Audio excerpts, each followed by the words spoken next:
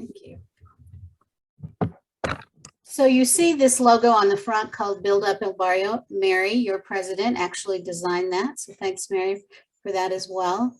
Can we get this screen just a little bit? Thank you. So let's see what with the Barrio neighborhood. I know a lot of you, and so if not all of you, and so you probably know a lot about it, but I'm just going to recap a little bit. It's in Potter County. You see the map to the left. The Barrio neighborhood started in 1889, just 2 years after Amarillo was founded in 1887. It is really long from north to south and short east to west. It's 950 acres or 1.5 miles. There are 5 main corridors, and you can see them: Southeast 3rd, Southeast 10th, Southeast 27th, and then Arthur and Ross. And you may not know this, but 10th Avenue is actually a loop, part of TxDOT.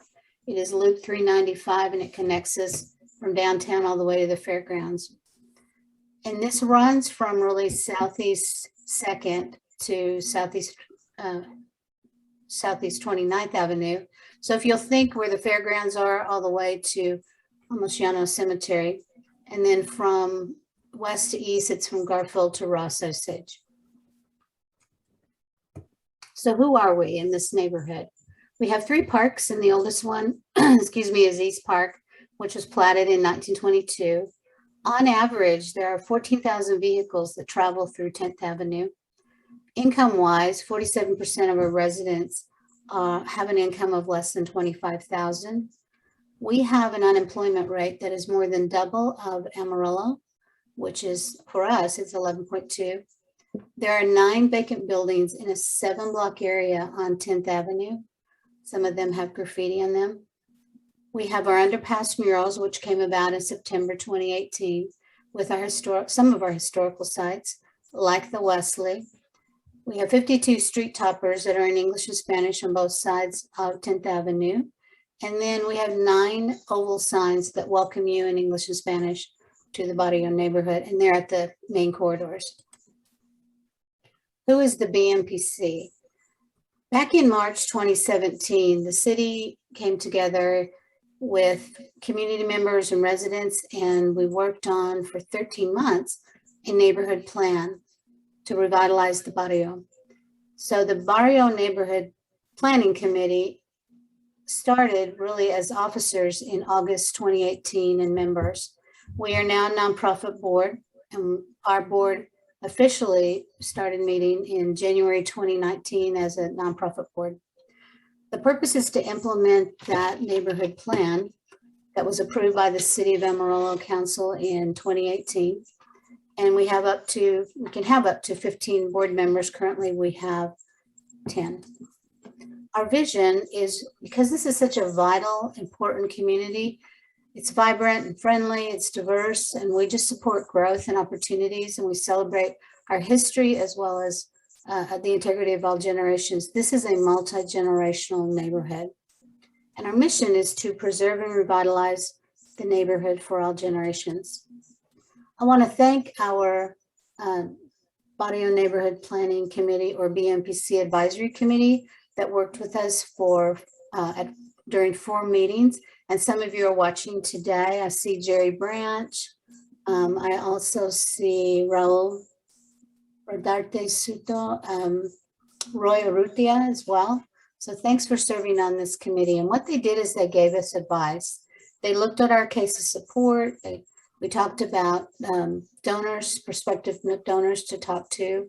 And so this allowed us to really get some great information.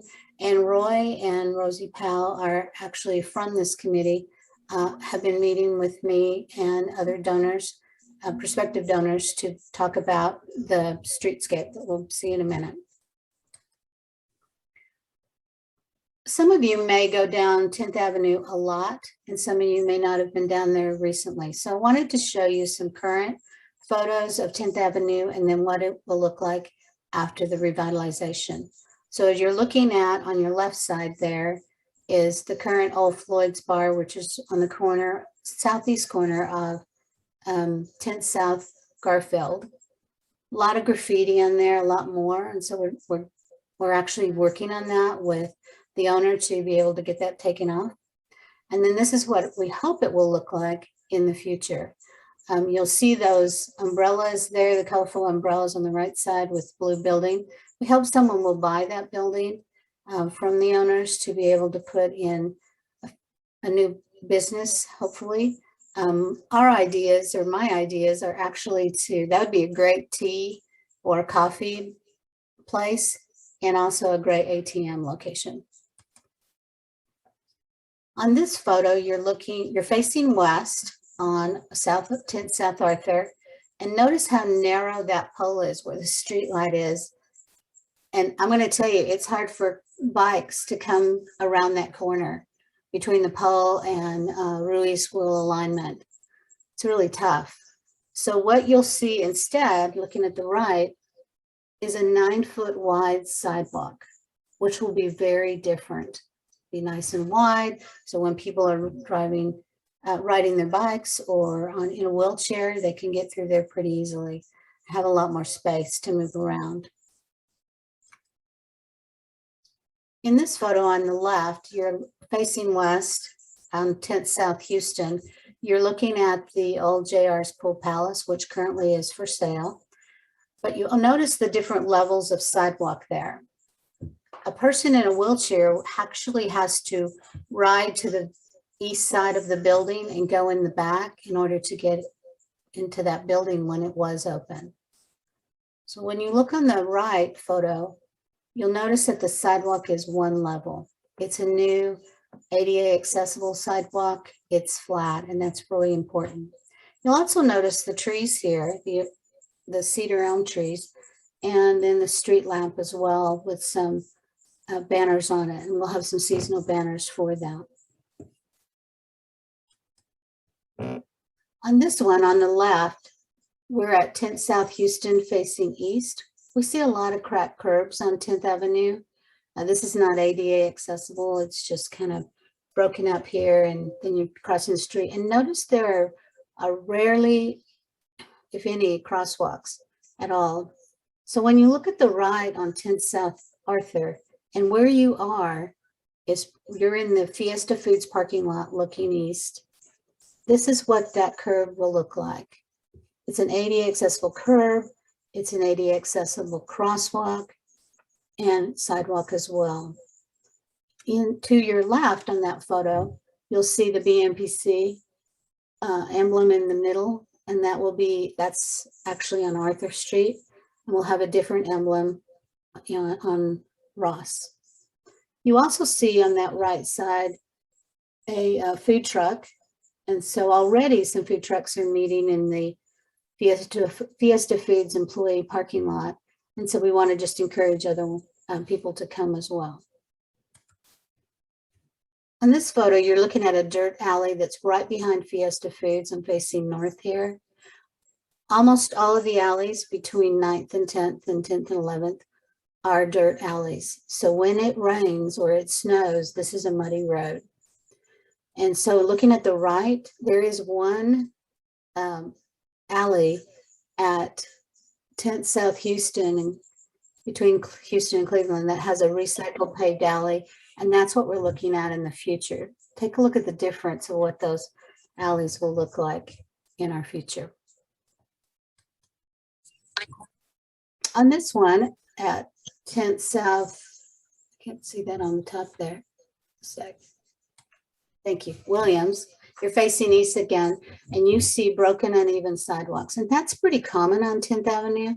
I actually watched a gentleman in his wheelchair, it was a powered wheelchair, come across from Fiesta Foods, and Fiesta Foods is at 10th South Arthur. And it took him 15 minutes to travel 2 blocks because look what he was facing as he traveled. So there was a lot of start and stop time to be able to get through that uneven sidewalk. So what you're looking at on the right is the new ADA accessible sidewalks. You see some brick paver there as well. And then there will be actually engraved bricks around the street lamps that we will have as well. What was that? Oh, click. just accept. Thank you. Mhm. Can we get to the next one? Oh, there we go. So at 10 South Arthur, I was just talking about Fiesta Foods. You're facing south here. And on the left, you're looking at the employee parking lot. And then it has Water Villa, a water spot there. And then just to the south is Mary Bell's Mexican restaurant. This will look very different in the future because we'll have a new plaza there. And Ken Coppernham from Fiesta Foods has been so gracious to work with us because what you're looking at is the monument and map, historical map that will be there. That will actually be, there's a 2-foot pole and then the rest of it's 7.5 feet tall. And I hope that you will join us when we unveil that monument and map on October 13th at 11 o'clock at this corner of the southeast corner of 10th South Arthur. We'll also do some xeriscaping.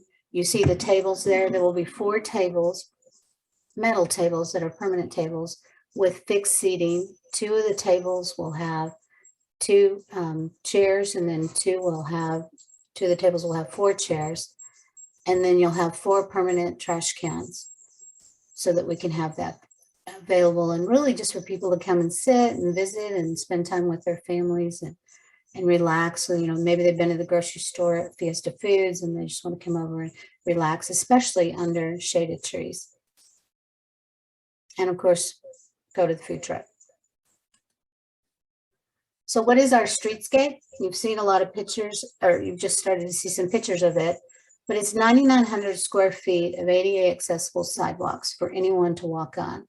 8 ADA accessible crosswalks, 4 on Ross, 4 on Arthur, 11 recycled paved alleys from 9th to 10th and 10th to 11th Avenues.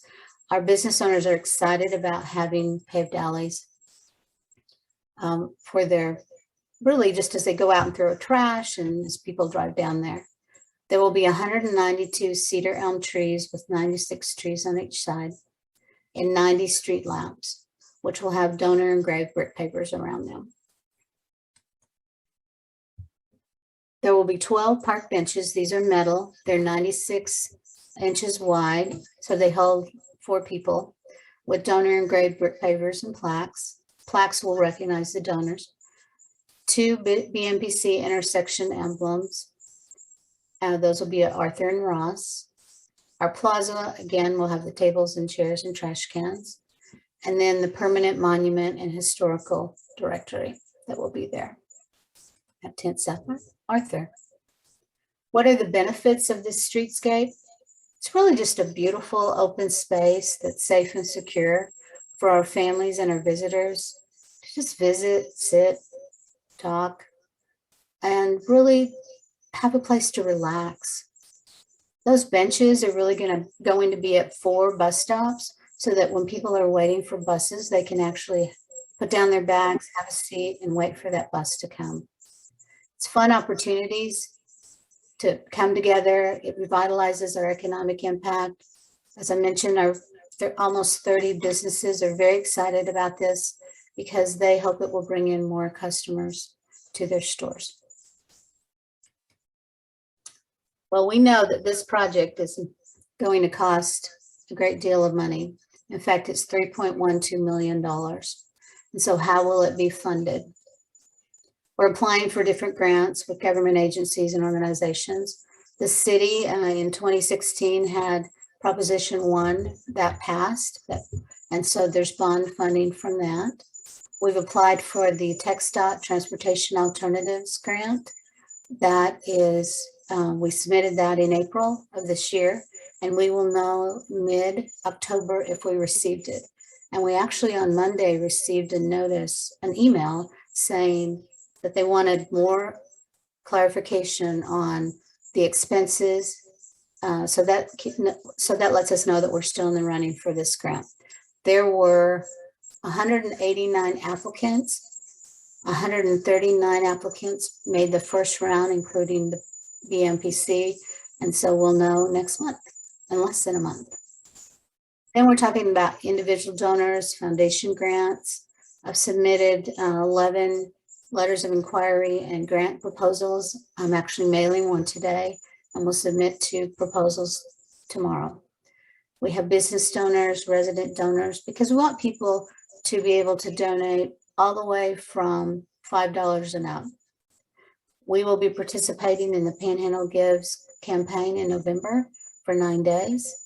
And then we'll be doing some fundraising in the future with engraved brick pavers, cedar elm tree sponsorships, and other events. So I'm very excited about that. How may you become involved? We have 6 levels of giving. You can see those: the diamond, the platinum, the gold, the silver, bronze, and copper. So all the way really $10 and up. We're excited about that. Roy and I, and then Rosie and I have also met with some business donors, and we're waiting to hear their response. We've had 4 meetings with them, so we're excited about that. We have a new friendship group called Los Compañeros for the BMPC, and this is really an opportunity for the community to join us starting on October the 13th when we have our monument and map unveiling, and also we'll kick off our campaign, fundraising campaign. It's a $10 individual fee, or a family can apply for $15. And what it is that you get invited to all of our events, and you get to be invited to our fundraisers and just different activities that we do. And what you're looking at, that photo, are the hard hat stress toys that we're giving, that we'll give for those who join on October 13th and beyond. And you can actually go to our website beginning October 1st and be able to sign up for this, for the Los Compañeros program. So we hope you'll be able to do that. We're excited about it. And you can apply online. So what is our call to action for you is to visit our website, amarillobarrioneighborhood.com, and click on the donate button starting October 1st. And we hope that you can be involved with us, not only financially, but actually being able to volunteer with our group. We just did on Saturday, we had a cleanup for the Barrio. We went from 8th to 3rd Avenue and had 45 people come out and do that. A lot of kids, especially from Bowie Middle School. We had kids, but we had people from throughout the city that came out and helped us clean up. And we learned on a meeting yesterday with the city, they'll be announcing that today, that there were about 60 tons of trash and old mattresses, etc., picked up. Can you believe that? 60 tons. The city is also buying 24 roll-offs, which are big, big metal trash cans, basically. And that's what they had out for us on Saturday. And that was really nice. So they went ahead and weighed those. So they'll be announcing that today at the city council meeting. So if you have any questions, you're welcome to ask me today, but also here's how you can contact Laura Street or me. Laura is our consultant, and I've really learned a lot from her. She's worked with us. Your president, Mary Brawley, worked with us all the way from November to probably about May or June, right, May, as we were meeting almost every Wednesday to do planning with Build Up of Barrios. So thanks really for this opportunity for me to share information about this streetscape and our BMPC board. And we are really looking forward to just you all being a part of this and new announcements in the future, whether it's funding or what we hear from TxDOT and what we hear from some of the other grants. So I have finished my PowerPoint, and what questions do you have for me?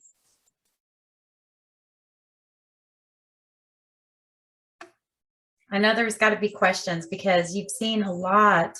Teresa, well, everybody, I just want you guys to know that I did start on the committee, and we were meeting every Wednesday.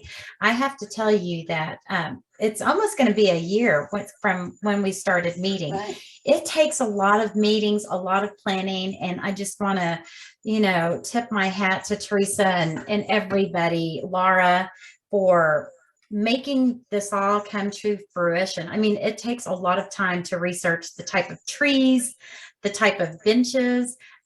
You might have wondered why 2 of the 4 tables with seating only have 2 seats while the others have 4. And it's because you have to think about those that are in wheelchairs. I want to let you all know that Teresa, when we were doing traffic counts, Teresa actually sat in the parking lot for 8 hours. 4 hours, 4 8 hours hours for 8 days. For 8 days, you guys, to watch, not to count traffic exactly, but to count pedestrians. And that's where she saw those that are in wheelchairs struggle to go down the sidewalk. She saw those on a bicycle, struggle to ride their bike. She saw pedestrians, lose their footing because of the uneven sidewalks. She was able to actually sit and watch. That's what she did for 8 days straight. So thank you, Teresa, for doing that. But I just kind of wanted to let you know what all goes, what all is involved whenever you're making changes like this. We don't recognize, I always say this, we're in our own silos in our own communities. We don't recognize that another neighborhood doesn't have street lighting and what a difference that can make for not just to beautify it, but for the safety of the residents that are there. So just wanted to say kudos to you guys for that. Thank you for those of you, Roy, and the different people that, sat on the advisory committee. It took a lot of your time, but it's going to be well worth it. So does anybody have any questions for Teresa? Hey, this is Jennifer. Hi, Teresa and everyone. I don't have really questions. I think that the presentation spoke for itself. It was so well done. And I know it's you and all of your team, Teresa, and I do have to go back a little bit now. Mind you, I grew up in the barrio, so I mean, it comes directly from the bottom of my heart to thank you that all these years later, we're seeing some fruit and we're seeing some beautiful possibilities and vision. And so I just can't thank you enough for advocating and your passion. You're one of the most hardworking ladies I've ever met in my life. And I still love my audio book. It's on my bookshelf in my office. I look at it at least every couple months. And I just ooze in pride because it's just such a beautiful thing to see our barrio be spotlighted in such a profound, classy, prideful way. And the people there, the culture, the food, the families. I realize that the economics are not as strong as other areas. However, let me tell you, those people are rich in love and in tradition and history and faith, which is very important to me, as you all know. And so really, I don't have a question because I felt like the renderings were just spot on, amazing. And it takes a lot of work. I've been on projects where we have to work on renderings, and that, y'all, it's not an overnight thing. It takes a lot of work. And so I just am praying for that grant to come into fruition. And I was very proud to write a letter of recommendation and just hoping and praying that our friends at the city will see the same thing that we're all seeing. It's an amazing project. And I will say one thing the mayor alluded to the other day at one of the luncheons that Mary and I were at, and stated that since the fairgrounds, and Teresa can speak to that as well, but the fairgrounds fall into the barrio category. And I think because of the barrio project, they are really looking at potentially trying to upgrade the Tri-State Fair as well, but in accolades back to the barrio. So it's just raised awareness. And once you start something like this, it just takes the village and people want to jump on. So I'm excited to be a family donor soon as we're able to get on there and do that, Teresa. And I know the bank has been supportive. I hope that they're continuing to be supportive. I've been able to sit in on some of y'all's meetings, and y'all are just profound. I'm going to stop talking, but I love y'all. Thank you. Thank you, Jennifer. I really do appreciate that. What you've shared, and thank you for being a part of this as well. Yes, Amarillo National Bank has been a part of this from the beginning, and so what's so great about that is you will see children being able to donate because AMB was sponsored the coloring banks that we bought 200, and they paid for 250 of them, and so kids are going to be able to fill that bank with change, take it to any branch, and then be able to leave it and color it. And it's just really pretty and colorful. And Jennifer, thank you for being the one that when I called you and said, do you have any kid banks? You helped us process that with Christina Gambo as well, one of our board members, to be able to get coloring banks actually done.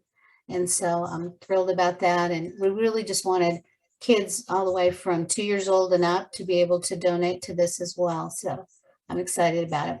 We're going to show you, for those of you, in case you aren't going to be able to make it, we want to show you what the monument and the map will look like. So you're looking at it right now. It has, on the front, it has 21 sponsors on it. And on the back, it has 24. And you may notice on the very, very bottom of the map, so on your left is the front of the monument, and on the back is the map.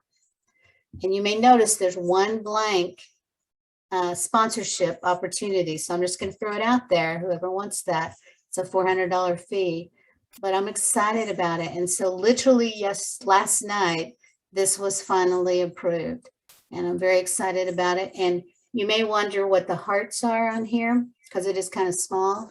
The hearts represent, there are 8 sponsors that are actually in the barrio that are doing this, or right close to it. And then the trees are the parks. And the little question mark, almost looks like a question mark to me, a little exclamation point with a number in it, are the 28 historical sites that are available at Howard. It has the 10th Avenue underpass murals. It has the LBdA and Wesley mural on it as well. And so people will actually can be at 10th South Arthur, and it shows on this map, you are here, and then they can see where the historical sites are. Several of these are homes. So it actually has the address on there where these are located. So we hope that people will, as they're seeing this on October 13th and beyond, will come and look at it and then check out several of our historical sites, go to the murals as well as just go to our parks, etc. So we really just wanted to promote it. And we as a BMPC board appreciate all of these sponsors. They're wonderful to be able to come out and do this with us. So some of you are actually watching today and you are sponsors, so I appreciate that. And Yadira Garcia, I noticed you joined us, and Yadira's on our board, so thanks for attending this today. And Yadira actually created our ad for El Mensajero in Spanish, and that's going to be showing up. So you're going to see us on Channel 4 and Telemundo with commercials, TV commercials, Kiss FM for radio commercials, El Mensajero, October 13th, that actual day, for a half-page color ad. So we're out in a lot of places. I'll be doing some interviews as well. So thanks everybody for being a part of this. I appreciate all of you. And let's see if there are any more questions. Hi, this is Tina. I just wanted to mention as well all the organizations that you work with, even though I know you're mainly for revitalization, that just as a resource, you know, that you've been so great with that. I know, I think I just saw something recently for the drive where things can be dropped off at the Wesley. And so I kind of wanted you to speak, even though you are about revitalization, just some of the other outreach that you've been doing, maybe personally, as well as with your group. And just, you know, also know how much we, you know, appreciate you even giving us resources of grants to apply for, you know, to promote higher education that may not follow necessarily what you could apply for, but you still share that as a resource. Thanks. This happens to be my sister too, Tina. So what Tina's talking about is there will be new refugee families coming to Amarillo from Afghanistan. And we're looking at probably 25 to begin with. And then after that, I've even heard as many as 75, but don't quote me on that.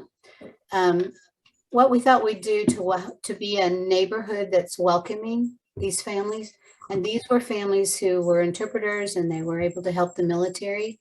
And so they have to leave this country because they're not in a safe environment right now. And when they come, we wanted to present them with some gifts. And those will be blankets. They can be a throw blanket, or they can be a bed blanket. That's up to you.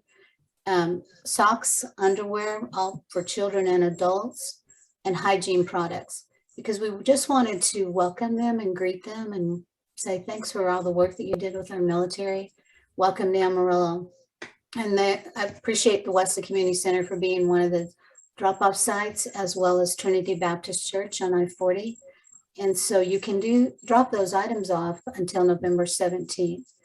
You know, we are neighbors helping neighbors, and that's what the BMPC is about. And so many of the organizations like LBdA and the Wesley Community Center. And this is our way just to welcome brand new families who don't know about our culture, who don't know about the laws and the rules here. And so this is one way that we can greet them.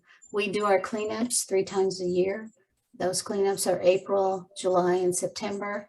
We love keeping our neighborhood clean. And so the next one will be April 2022.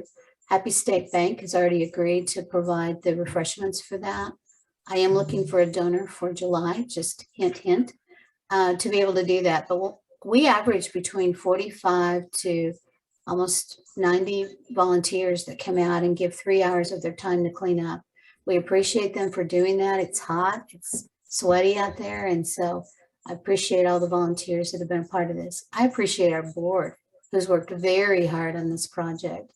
And we just continue to want to serve our community, want to serve our neighborhood. So thanks for this opportunity to speak. And if there are no other questions, I will turn it over to Mary.